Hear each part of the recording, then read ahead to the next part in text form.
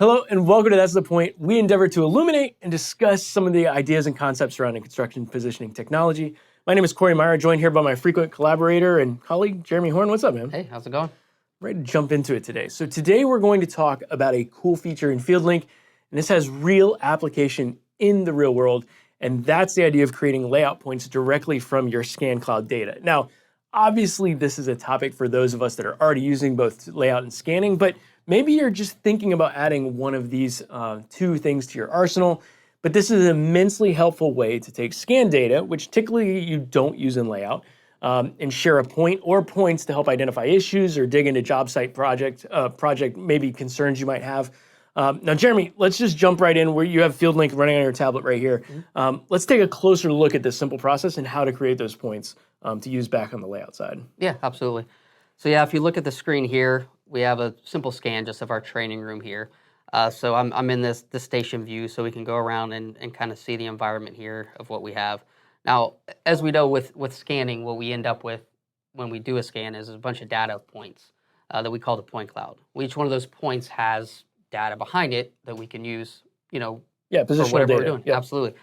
Now, as you mentioned, we can simply create a point using that data, a field point or a coordinate point that can be used for layout, or can be sent out to the office to bring into another, AutoCAD or Revit, whatever they may use in their drawing in, to simply use without having to manage a point cloud, right? So just a simple way to pull from our data, get simple coordinate points to be used later. So what you're doing is what we're pretty much doing is we're calling out 1 point out of the 17 million that we're looking at right now and using that to maybe make it a little bit easier for the office or someone else who's evaluating the data to see what we're talking about. Yeah, cool. Absolutely.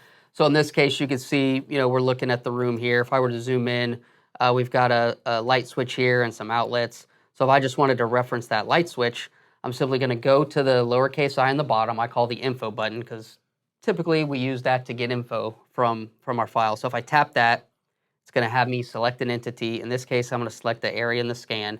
It's going to give me the coordinate information like it usually does, also the Z elevation. But now you see a little button below that says create point. So now if we hit that, very simple, we just created a point. Oh my gosh. Yep. So, if we buzz around here, I believe there's here's a light fixture above, create. Over here, we've even got a target. So this could even be a control point target. We can reference these. And it's as simple as that. And if we want to grab a mouse or something or be doing on FieldLink Office, you can get even more, selective with it. And then from there, we do like we would always do to export our points. So we go to Projects, Export. Now we're going to see our points that have showed up here. Oh, there's your points. Yep. And if I use my snap box, I can select, and I export them just like I normally would.